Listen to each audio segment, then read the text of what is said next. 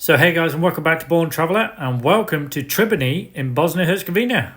Okay, let's get started. You can see I'm in a beautiful ancient town called Trebinje. There's lots of historical sites here to see, which we're going to have a look around, and I'm going to show you how to be a budget nomad here. So when it comes to accommodation here in Trebinje, you can get a hotel. They're pretty reasonable. They're around $20 a night, and there's lots of them. There's one there. There's one here, there's one around the corner, there's one over there. So definitely a lot in the centre. Personally, I got an Airbnb, which was about a 10-15 minute walk outside the main centre from the old town. I'm quite happy with that. I quite like to do that. Gives me some exercise, and you can see the weather's still nice. That only cost me $100 for the week, so it's not bad. So you can get accommodation here for $300 to $400 for the month, so pretty good value. So in terms of that, it's pretty good. I haven't seen any hostels. I don't think there's many hostels here. I don't see the demand for it. Either go with an apartment, which I recommend Booking.com over Airbnb, because Airbnb seems to be quite expensive, or get a hotel, which seems to be quite reasonable as well. When it comes to food here in Bosnia, there's actually quite a selection, but food here is actually really affordable. Even if you eat out in quite a posh restaurant, you can actually get breakfast with a coffee for less than $5. If you're looking for something a bit cheaper, you can go here. They do pizza slices here for basically $1. It's pretty cheap, so quite a big pizza slice, and that'll fill you for quite a good snack. If you're looking for something a bit more exotic, you can come here, this place, the pizza and sandwich place in the old town. It's quite easy to find, and they do like Mexican tacos and stuff like that. It's really delicious. I've actually had something from here. Unfortunately, it is quite expensive.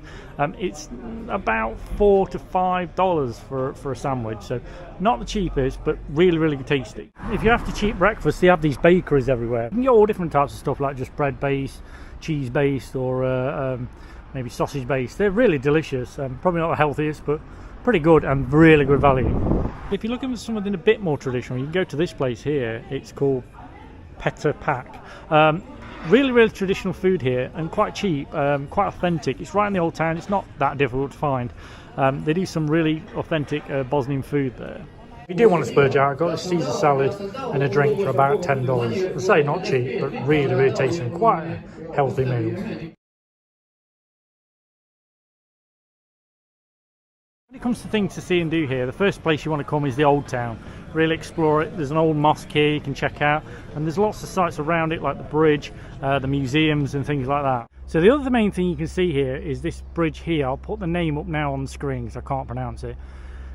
This is the oldest bridge they know of that was built by the Ottoman Empire. A lot of Turks came to live here during the Ottoman reign. Absolutely beautiful, and the great thing is they haven't spoilt it by putting loads of bars and cafes here, so it's not very touristy. It's really nice. The other one's got bars and cafes, which is nice. It's in the centre, that's fair enough. And they've left it here. I mean, there's a few posh houses and stuff, but it's so beautiful. It really is. So you can sit here and have a coffee for $1 with that view. How amazing is that? Really worth coming down here, guys.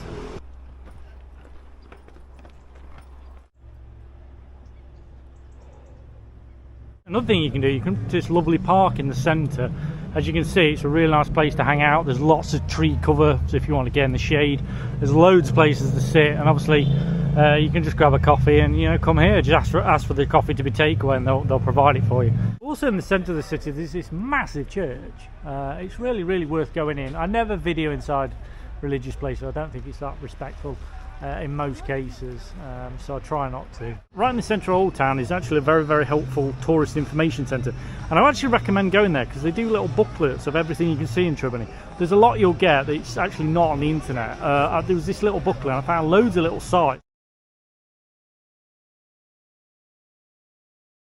So when it comes to food shopping, I think the best place to come is here. It's called Hypercourt. It's right next to the bus station, so it's really easy to find. To be honest, I thought it had the best selection and the freshest food, but there is another one bang opposite called Best. There's also another one called Bingo, which are a bit confusing because it looks like a bingo hall, but if you see the word bingo, it actually is a supermarket. Don't get confused.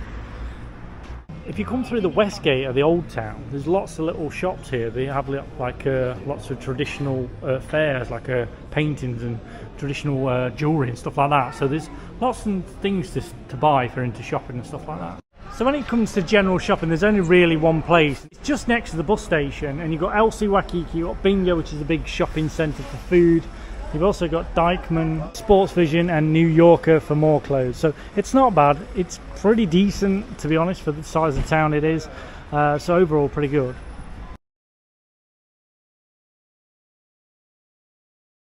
So when it comes to money here, actually cash is king. I would definitely bring euros if you can. You definitely get better exchange rates with the euros, certainly compared to the dollars. I got absolutely ripped off with the dollars. And there are exchanges everywhere here that are pretty reasonable. They're not the best in the Balkans, but they're not bad. Obviously also ATMs, they're not bad here. They're pretty reasonable. You're going to get charged between $5 and $10, depending on your bank. If you're going to take money out, try and take at least 300 out.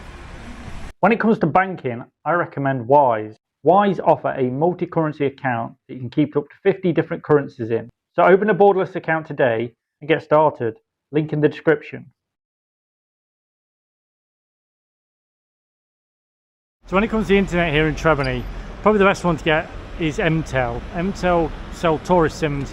It basically costs $5 for 10 gig. That will last you 2 weeks.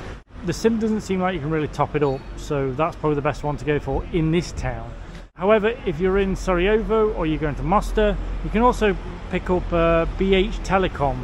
They seem to have a better network here in Trebinje, but I don't know where you can buy the actual SIMs. It says you can buy them from convenience stores, but when I asked, they don't seem to understand what I'm saying, so maybe it's just my bad luck. Try and get an apartment with Wi-Fi. The 4G networks are not the best here, so you can tether, you don't get a lot of data, so you're better off with a dedicated Wi-Fi connection. But to work remotely, the best one is to go to the bars and cafes in town. They have really fast Wi-Fi, but obviously if you're a teacher like me, not the best.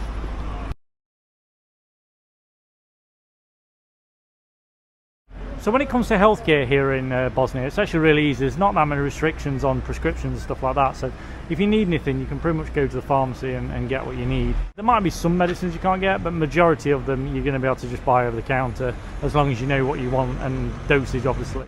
There is actually a small hospital here. It's not very big, but I'm sure they do rudimentary treatments for you if you need it. If you want to stay healthy abroad, I always recommend having travel insurance. Never leave home without it. The travel insurance I use is Safety Wings. They offer comprehensive travel insurance from €50 a month. Link in the description.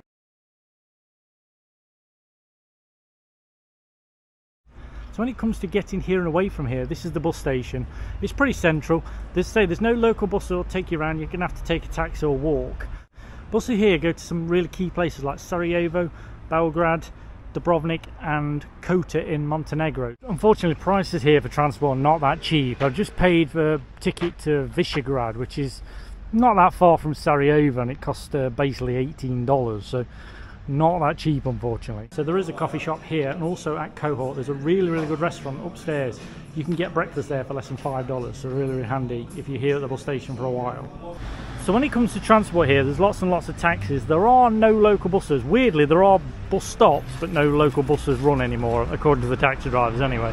But the great thing is, Trebinje is not that big, so you can walk it, and if you do need a taxi, they're really not that expensive. For about a 5-kilometre taxi ride, I was charged only $3, so I think it's pretty reasonable overall. Okay guys, that's it for this video. I hope you enjoyed it. Please remember to subscribe to the channel, turn on the notification button, and I'll see you next time.